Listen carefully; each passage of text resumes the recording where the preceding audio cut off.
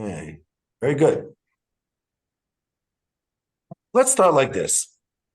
Jonah, tell me a story of what happened today till now. Woke up, I Okay. came to, and now I'm looking at this beautiful face right in front of me. Okay. I don't know I- which one of the three of them you're referring to, but I hope it's the girls. The one right there. No, the one with the bookshelf in the back. Okay. Anyhow, so try to add something more to the story so that somebody can get something out of it. Me? Yeah. Because You want me to? I think most people get up in the morning. So let's try to add something like actually like something that happened. It could be even trivial, but maybe there's something we can learn something out of it. Sure.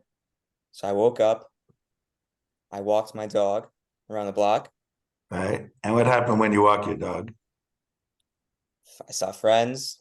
I saw Right. my neighbors. And the friends that you saw, these are ones you see every day, like the Truman Show, or there was something different? That's actually his name. Funny you said that. Truman is my dog's name. Okay, So we have yeah, a I saw coincidence friends, here. Right. and, Okay. and that was pretty much it. And then I came on Zoom. It Okay. wasn't very cool. Okay. Michaela, you want to try? Tell me a story of something happened or yesterday. It gives you more of a leeway. I'm trying to remember what I did yesterday. I'll do today because that's easier. I woke Okay. up. I I slept at my friend's house last night because she's back in town from college.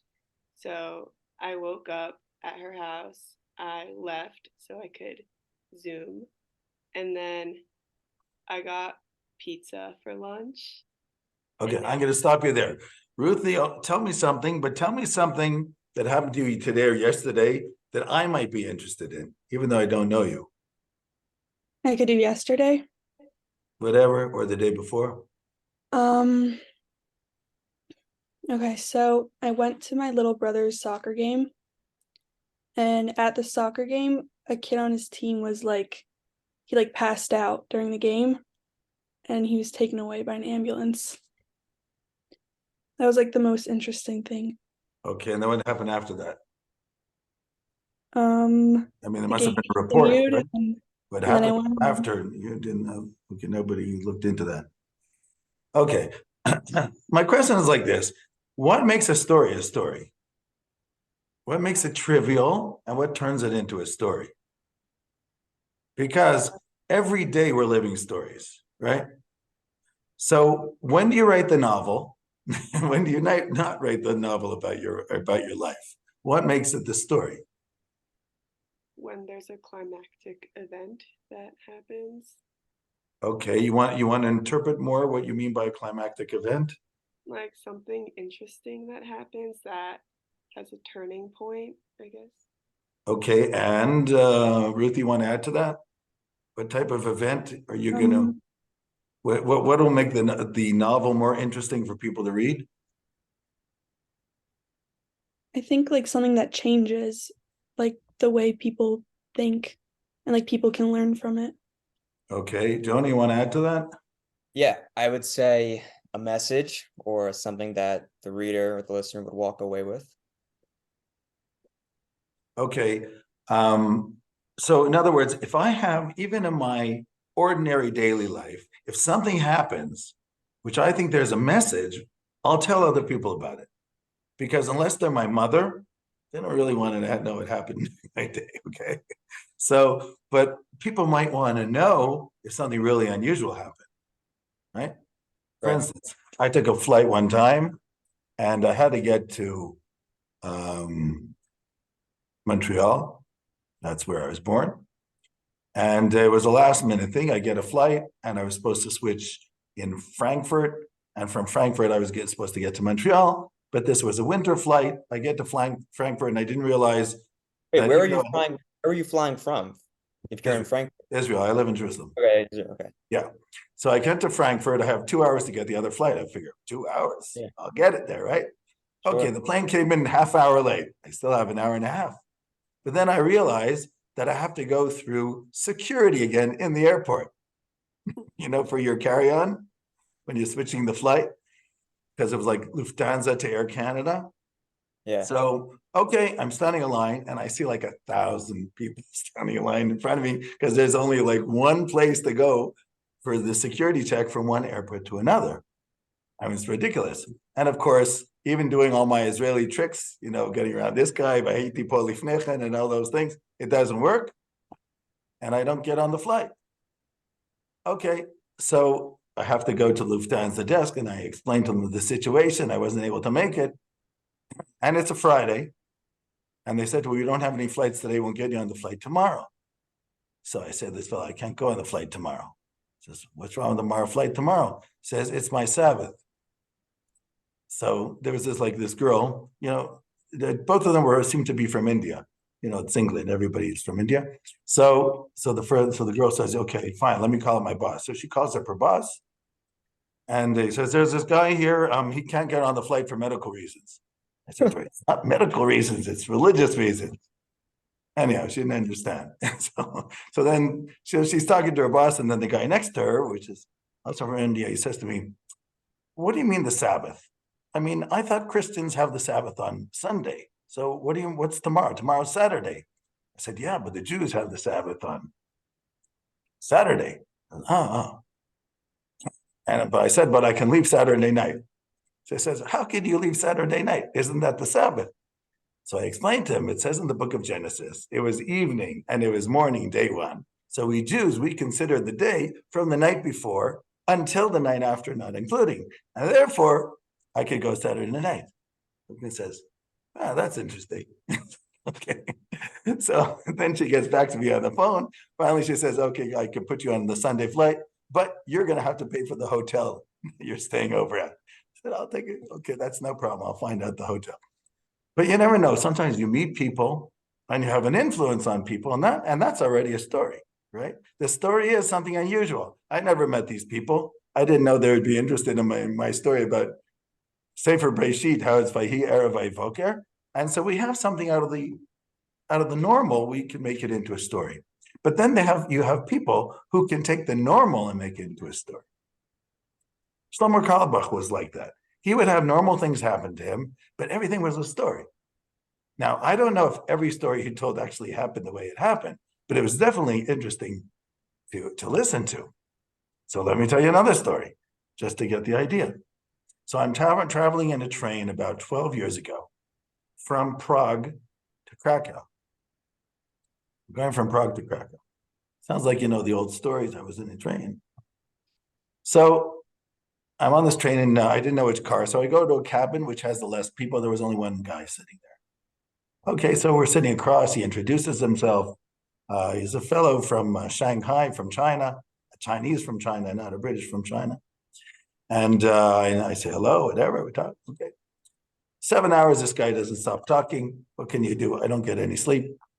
So after about an hour, he looks at me and says, are you Muslim? I said, no, why? He says, well, you got something on your head. I said, Jews also have something on their head. No, okay, got it. So then he looks at me about an hour later, says to me, okay, so what languages do you speak? I said, I can speak English, French, Hebrew. He says, Hebrew, what's Hebrew? He said, the language of the Bible? Bible, what's the Bible? Oh yeah, he says, I took a course when I was in England and they talked about the Bible there. So I think to myself, I'm used to the fact that people either like Jews or they don't like Jews. This guy never heard of us. Okay. So sometimes you can take simple things like that in life and look for some type of musar haskel, something unusual that maybe we can learn something from. A story is taking regular life and looking for something unusual. Let me give you an example from the Midrash. Midrash Rabbah, if you know, there's the story of Avraham. He sends his servant, which according to Rashi is Eliezer. He sends his servant and he says, I want you to find a wife for Isaac. Because I know Isaac, he's too spiritual. I'm paraphrasing. You find him a wife. Okay? Or else I'm afraid it's never going to happen. Okay, so Eved Avraham goes. He goes to the house of Lavan and Betuel, and he's standing by the well, and he prays to God and says, God, help me. Hakrena lefanai, let an accident happen that the woman who will say to me, I will take the water out of the well for you and for your cattle, that's the one. So he's waiting, and then Rivka comes. She sees him. He says, "Can I help you with the water?" And you and your camels. Says, "Sure, whatever." Anyhow, so first he tells the story once, meaning he prays to God. That's the first time we hear the story. Then it actually happens. That's the second time the Torah tells us about this story. Then when he goes to Laban's house, when she takes him there, Laban and Bethuel, he tells the story to them too. So you have 3 times in that parsha, Chaye Sarah, I think it is, the same story. 3 times. Now, you know, the Torah is usually very concise, but we have one story in one parsha 3 times. The Midrash says about that story, Gadol Ma'asehem, Gadol Sichatam Shel Avdei Avot, Yoter Mitoratam Shel Banim. Great is the idle talk of the servants of our patriarchs more than the Torah of their children. Because the Torah tells this story 3 times. So obviously there's something about this story which is even greater than Torah because it's in the Torah itself. Which means, on the one hand, our lives are a story, but it's a story for us. But sometimes there are things in our lives which are also stories for other people. Now that I've said that, I want to say something about storytelling in the Hasidic movement. I'm not going to talk about the Hasidic movement now. That'll be next time to understand why this is peculiar to the Hasidic movement. There are 2 types of stories. I can tell a story of my life and look for some meaning from it. But then I can tell a metaphoric story. I can say there was once a king, and the king had a son, and that son was misbehaving, and he sent him away, and I won't continue. It's a famous story of the Baal Shem Tov about the blowing of the shofar. So I can tell a story which is a total metaphor. And then you understand that the story is not important. It's the meaning of the story which is important. So I could tell a story of something I have in my life. Because it's in my life, it's important to me. For you, the meaning is important, not what happened to me. If I can tell a metaphor, which means it might not have ever happened, but it could have happened, but it's the meaning that's important. Just like if I tell a story about my life, it's only with the meaning which you're going to take away from it, not the other part, right? Hassidic stories originally started off of stories which in Hebrew we call Musar Haskel. Musar Haskel means I'm telling a story and it has a meaning. Why am I telling the meaning? And I'm going a little bit backwards, but I have to do this because the Hasidic movement was a popular movement. The Hasidic world has 2 parts to it. It has philosophy, which is based on the Kabbalistic ideas of Isaac Luria and Moses Cordovero. But it's also a popular movement. And when you have a popular movement, you have to realize that some people are going to lose you in the Divrei Torah. You know, the 5th Rebbe of Chabad, his name was Shalom Duber, who lived at the end of the 19th century, beginning of the 20th century. He had a son who suffered from certain psychological issues, and he went to see Sigmund Freud. They talked to him about his son. Chabad don't like talking about it. They think it's a big scandal that their Rebbe went to Freud. I think it's very interesting. But anyhow, but they don't know. So he went to Freud and he was talking to Freud, and according to what he reports, you know, this Shalom Duber of Chabad was very into Kabbalah. He was a very Kabbalistic, highfalutin, abstract thinker. And all his stuff is like that. So he's talking to Freud, and Freud says to him, I think your Hasidim don't understand you. He said to him. And he was probably right. Nachman of Breslov. Nachman of Breslov, I'm going to go backwards and then talk about him. Nachman of Breslov dies at a very young age, approximately 40. He dies from shachefet, which was tuberculosis. He died from it. His son died from it. His wife died from it. You know, those days they didn't have antibiotics. They didn't know what to do. You got it, and that was it. So 2 years, he caught tuberculosis 2 years before he died. Two things happened in those 2 years. One is that his Beit Midrash burned down in Breslov. Breslov is where he became popular, and that's where he met his closest student, Rabbi Nachan of Breslov, who's called Natan Sternholz. And but his Beit Midrash burns down, and he decides to move to Uman. He moves to Uman because Uman had a mass grave of Jews that were killed about 30 years before Nachman was born, in what was called, actually even more than that, about 100 years before Nachman was born, in a pogrom, which was led by what was called the Gaida Max, which was a sort of like group of hooligans in Poland at the time. And since there was this grave there, this mass grave of Jews in Uman, Nachman wanted to be buried there to identify with them. And he actually said this to Natan. He says, when the day comes, I want to be buried there. So when his Beit Midrash was burned down in Breslov, he said, you know what, let's move to Uman. Preparation, I'm already sick.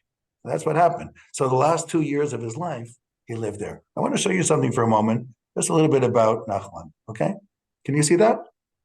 No, you cannot. Did it wrong. Hold on. Oh, you'll be able to see it. See it now? All this stuff I will put on the Moodle. Do you know how to access the Moodle in Bar-Ilan?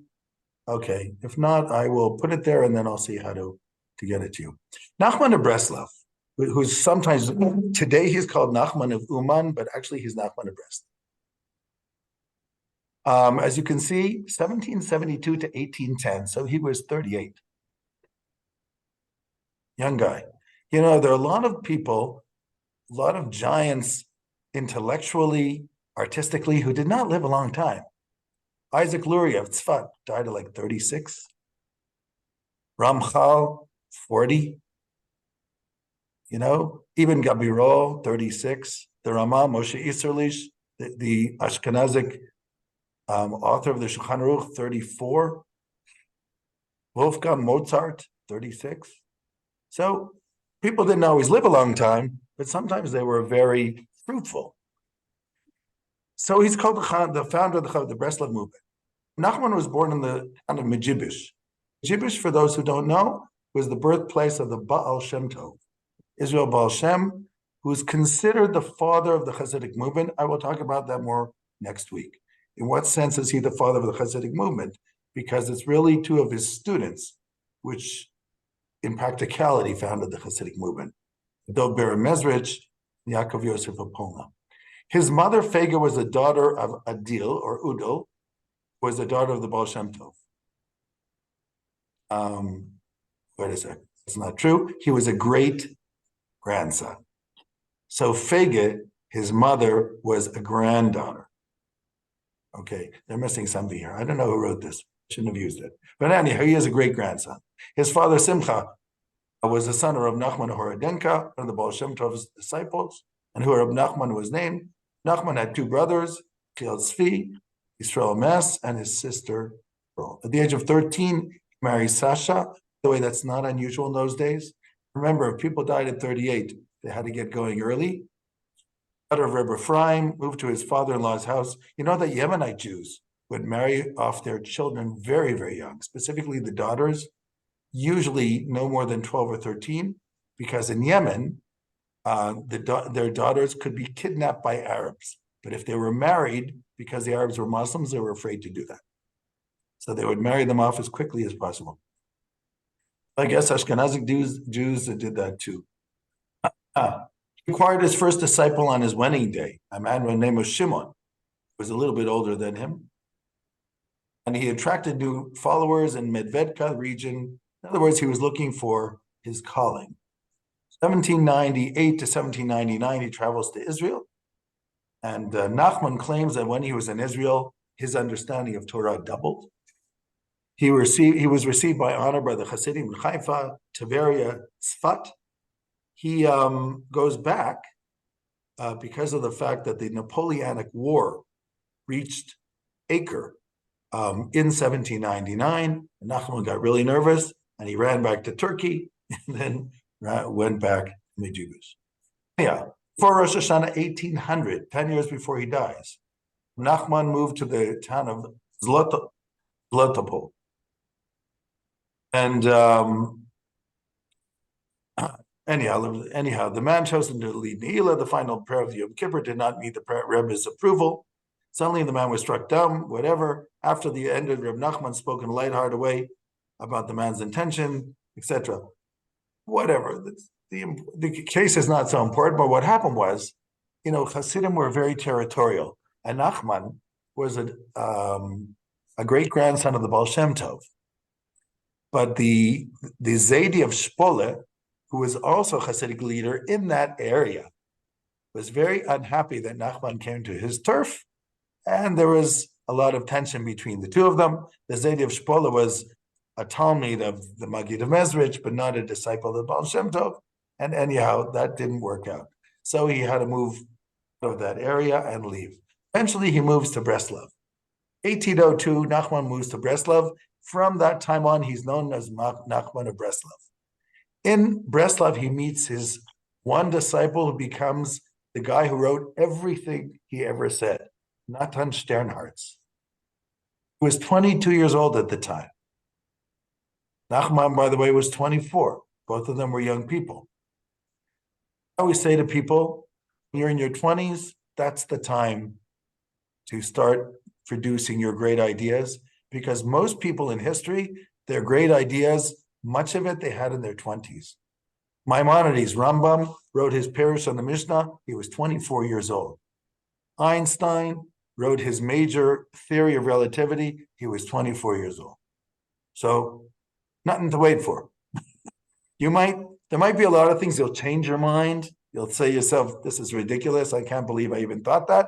But a lot of things you're going to agree with even later on in your life, because when we're in our 20s, we have time to think. We don't have the other burdens of life, and we have the ability to come up with new ideas. This Rav Natan wrote everything. He wrote Likutei Moharan. He wrote basically everything we have from Nachman. Nachman wrote nothing. Everything is Nachman Sternhartz. It could be Rav Nachman didn't say anything.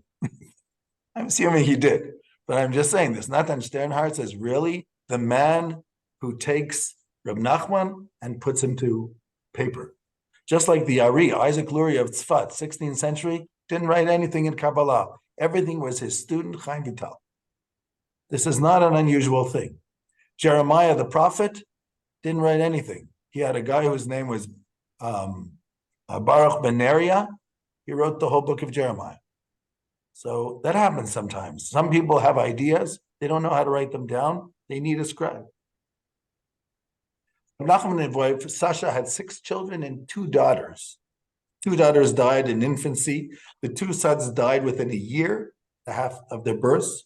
Surviving children were the Adel, Sarah, Miriam, and Chaya. Sasha died of tuberculosis on the eve of Shavuot 1807. Nachman became engaged to a woman from Brody. His father was wealthy because his wife had died, etc. His second wife's name was Devorah. Right after the engagement, Rav Nachman contracted tuberculosis. In 1810, a fire broke out in Breslov, destroyed Nachman's home. A group of Maskilim and Uman invited him to live in the city. And many years before, Rav Nachman had passed through Uman and told his disciples, this is a good place to be buried, referring to the cemetery. About 2,000, and some people say 20,000 Jewish martyrs were killed at the Haidamach massacre of 1768. Nachman died of tuberculosis at the age of 38 on the 4th day of Sukkot, which is, by the way, the same day the Vilna Gaon died, 4th day of Sukkot. A few other things.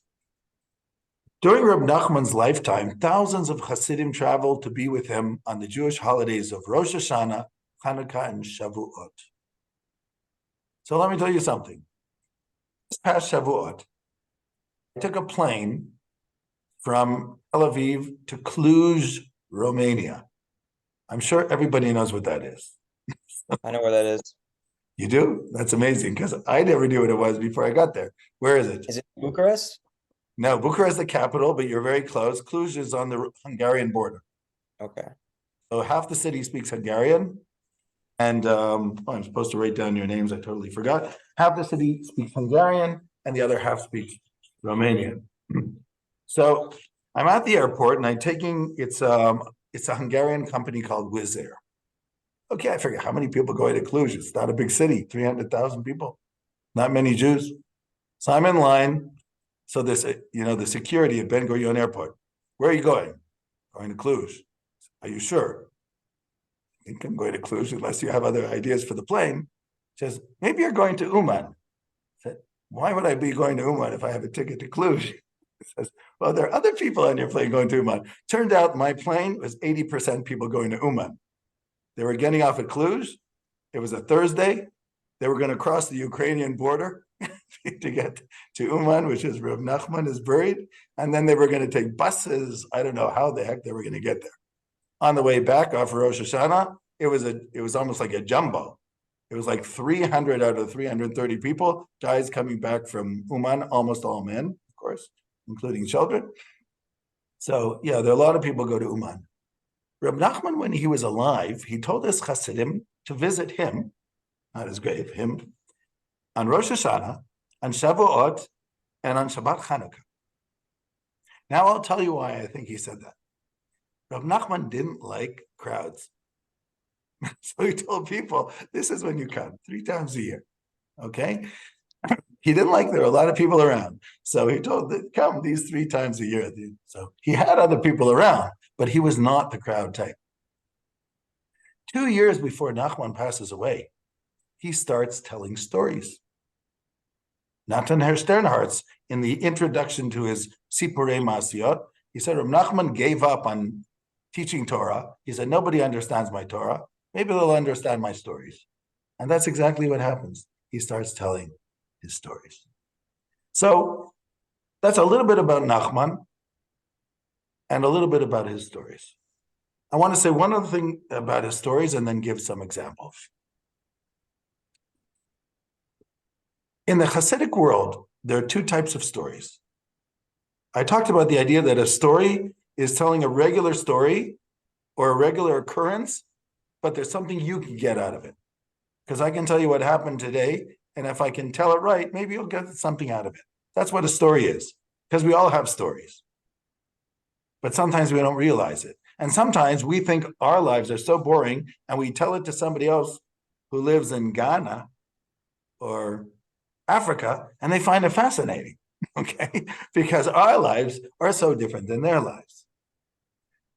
The early Hasidic movement, because it's a popular movement, the disciples of the Baal Shem Tov all were into stories. Because a story is something, shaveh kol nefesh, that anybody can relate to. The better you tell the story, the better a person can relate to it. That's what a story is. So in the early period of Hasidism, storytelling is very popular, and it always accompanies a Dvar Torah or something like that, maybe to wake people up, especially when it's 10:30 at night. Oh, that's here in Jerusalem. But from the second or third generation of Hasidim, all the stories become about the Rebbes. Right? The first generation, the Rebbes are telling the stories. By the third generation, the Hasidim are telling stories about the Rebbes, the Rebbe this, the Rebbe that, right? And then, of course, so it becomes like a changeover. Today, you read the Chabad Parshat Shavua, there's always some miraculous story about some Rebbe and what happened. But in the early stories, it was all the Rebbes themselves telling the Chassidim stories in order to influence them, to inspire them, etc., etc. I'm going to give you a story like this. Particular story is right here. Let's make sure I have it. Okay, story was, it's called, you might know it, it's called The Treasure Underneath a Bridge. Some of you might know it. It's told by Rabbi Nachman. It's one of his stories, but not in Sipurei Masiyot. It's actually based on a very old story called Stories of Jews in Krakow, but Nachman does tell it. So I'm going to start with this story, and I want you to analyze the story. Tell me exactly what you think the story means as a Nachman story, because in general, Nachman stories always have a meaning. That's number one. Number two, the more Nachman gets into storytelling, the more complicated the stories become. The more they use symbols and metaphors, and the more you realize that there are layers in the story that you have to peel in order to get down to the story. So this first story is a very simple story, has at least one message, maybe two. I want you to look at it. Can you see it? Yes, See? Okay. I see. This was actually put together by a friend of mine. His name is Tzvi Fishman. He was the producer, but the idea was put together by an Israeli actor whose name slips me at the moment, but I will. Yehuda Barkan. Yehuda Barkan. Okay, let's go. It's only a 5-minute story.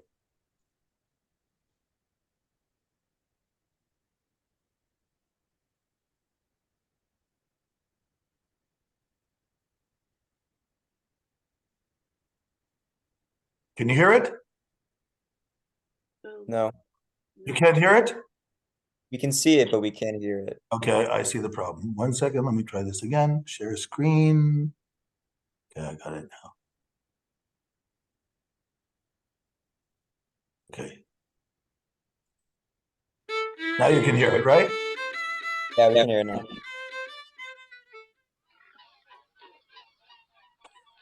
Once upon a time, there was a poor peasant who lived in a cabin like this.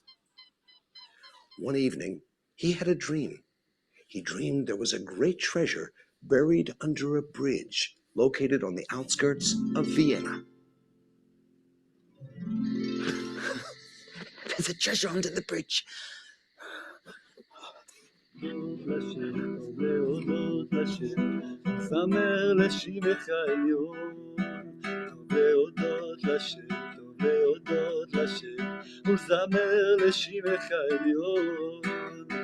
להגיד בבוקר, בבוקר חסדך ואמונתך בלילות. להגיד בבוקר, בבוקר חסדך ואמונתך בלילות. טוב להודות לשם, טוב להודות לשם, זמר לשמך עליון. טוב להודות לשם, טוב להודות לשם, זמר לשמך עליון. להגיד בבוקר, בבוקר חסדך, אמונתך בלילות. להגיד בבוקר, בבוקר חסדך, ואמונתך בלילות. להגיד בבוקר, בבוקר חסדך, ואמונתך בלילות. להגיד בבוקר, בבוקר חסדך, ואמונתך בלילות. לילה לילה לילה לילה לילה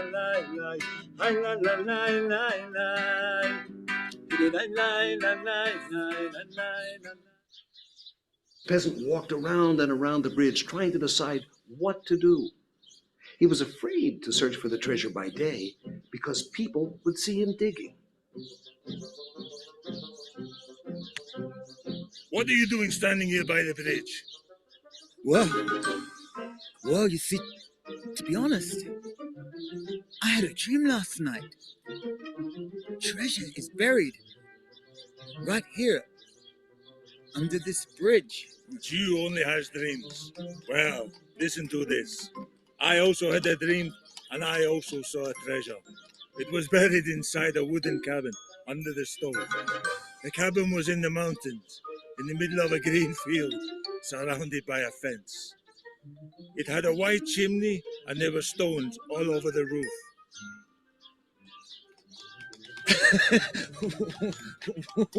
What a silly dream you had, huh? Just like your foolish dream.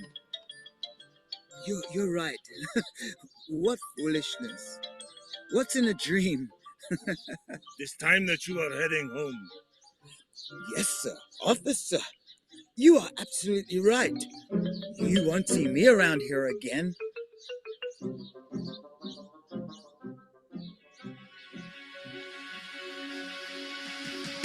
תחשוב טוב, יהיה טוב, אלוקים אוהב אותך. תחשוב טוב, יהיה טוב, תאמין בעצמך.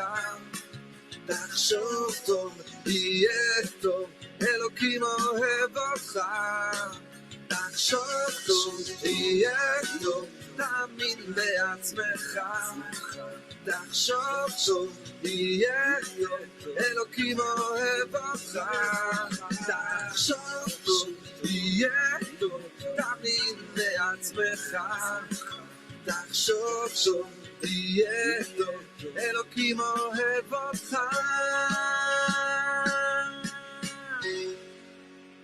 Yeah, yeah.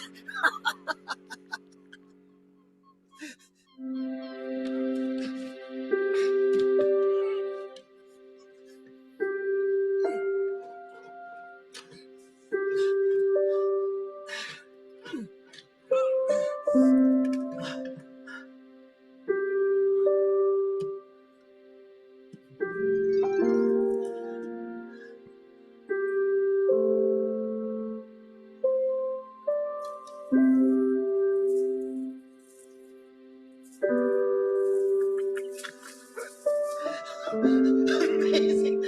The treasure was with me all the time. I didn't even know it.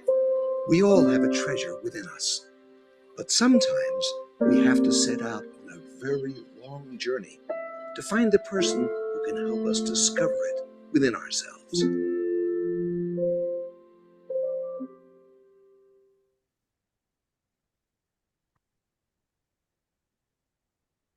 That was great. I loved it. Yeah, it's cute. I'm trying to turn it off now. Something I can't get it off. Hold it. I don't know where it happened. Hold on a second. Sorry. Oh yeah. Okay. Yeah. And yeah, it's Fee Fishman. He's quite talented, actually. Oh wait. Before we continue this, I need to write down your name. So, Badner and Ruthie. Okay. And Jonah. What's your last name, Jonah? It's Fishman also. Fishman. Okay. And Isaac Campbell. Okay. I mean, he sort of like gives you an idea, but what was the meaning of the what's the meaning of the story? He's looking for a treasure. He has a dream. The treasure's under this bridge. By the way, the original story before Nachman was that this bridge was the Charles Bridge in Prague, if you've ever been there. And he comes to the Charles Bridge in Prague, which goes to the palace, and there's this soldier walking on the bridge, whatever. But and then he comes home, and then the soldier tells him his dream. Then in his dream, there was some Jewish guy, and he describes the house, and under in his kitchen, right under the stove, there happens to be a treasure. So what does that mean? You can't always follow your own dreams. You may need people to help you on the way. That's interesting. That he sort of says that. Yeah, that's his interpretation. Sometimes you can, but I guess people on the way can help.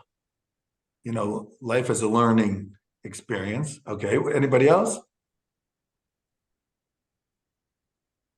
think what Michaela said made sense, that you might not always be able to do things on your own, and asking for help might be useful. Okay. Why does the dream why does the treasure have to be in his house? Can't be somewhere else. Being grateful with that. I'm sorry, Isaac. I'm sorry, I'm on a train now. Can't speak Oh. so loud in front of me. What's it called? Maybe the reason why the treasure is at his house is because he's grateful for what he has versus looking for something else. Okay, so he's grateful for what he has, you're saying. Okay. Do you have any idea how it might relate to the Hasidic movement? This idea of finding a treasure at home? I'm going to tell you something which I'll explain next week, and that is Reb Nachman's stories. I put them in 4 categories. Category number 1 are stories that are coming to tell you something about the Hasidic movement, what Hasidism is about. And in my opinion, this one is that category. Then he has other stories which are about difficulties in his life, which are also part of the stories. Then he has stories which have to do with Kabbalistic ideas of redemption and galut and geula, redemption and exile.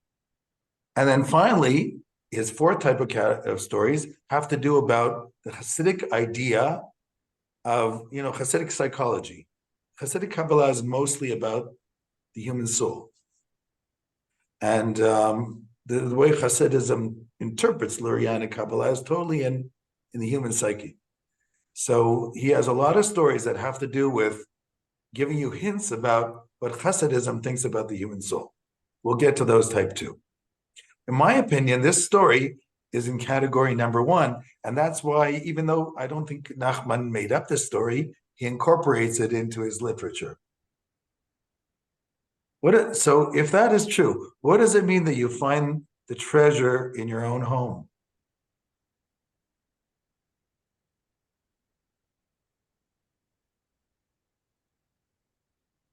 Not everybody at the same time, by the way. Can you give us a hint? Okay, I'll have to tell you what I think because I'm supposed to call it soon. So, Hasidism, in this sense, I think they have something similar to the Far East. Believe that spirituality starts within you, meaning God is greater than man and the universe, but the way to God is through my soul. It's like having a radio and I have an antenna. So if I'm the radio, then my antenna is my soul, and all I have to do is switch it on in order to pick up things. So that my soul is that antenna, but I hear everything through my radio. So the more I can go deep into my soul, the more there's a chance I can discover things. But it's true, I learn from the outside sometimes, from other people, how to discover things in myself. The human being is a very sophisticated machine. We've got this brain, which is like, a souped up supercomputer, which is so advanced that it actually programs itself all the time. As we're growing up, it seems to be able to know more and more things, and we don't know how that happened. So it keeps programming itself all the time. This is like a major supercomputer. So sometimes we need help to understand how we work. But Hasidism believes that the more that you go into yourself, the more you have a connection to God. So that the treasure is within you, but sometimes you need to run around to figure that out. So, and the experience in life teaches us to find things within ourselves. So that's why I put this story into that category of trying to look for a connection to God through my own soul. So I can go traveling around the world and meet people in order in the end to figure out how to find it within my own soul. Okay, there are other things I wanted to talk about today, but our time has run out. So my plan is like this. Possibly next week we'll still be on Zoom. I don't know. They're going to decide by tomorrow what's going to happen next week. And Zoom? What? They're thinking of pushing it for another week. We might have Zoom next week. Yeah, it depends on how the war is going. So yeah. How are things right now? You're in Jerusalem, right? How are things? We're doing okay. Okay.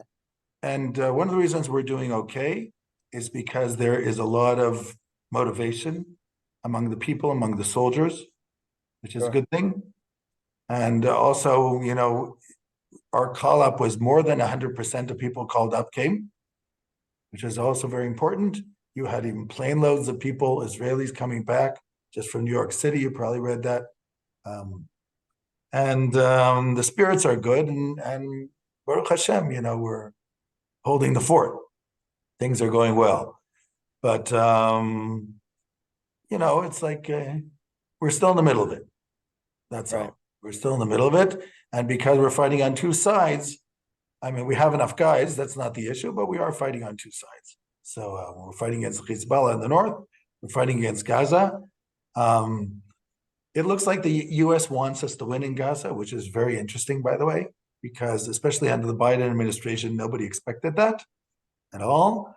I think the Biden administration has its own ideas. I think they want Israel to knock off the Hamas and then bring back the Palestinian Authority, which I think is a terrible idea. but I think that is their goal. And unfortunately, Biden mentioned it today in an interview. What I think Israel has to do is, yes, to knock off the Hamas. I think this is the first time in 30 years that the whole country stands behind that. And for some reason, the United States and its allies. But I think Israel also has to put its foot down in what's going to happen after.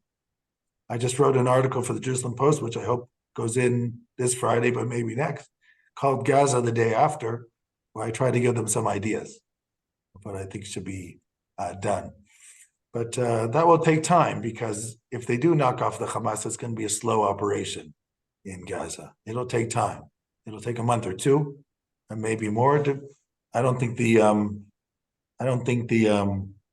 just going to type this out for a second, because don't put my politics on the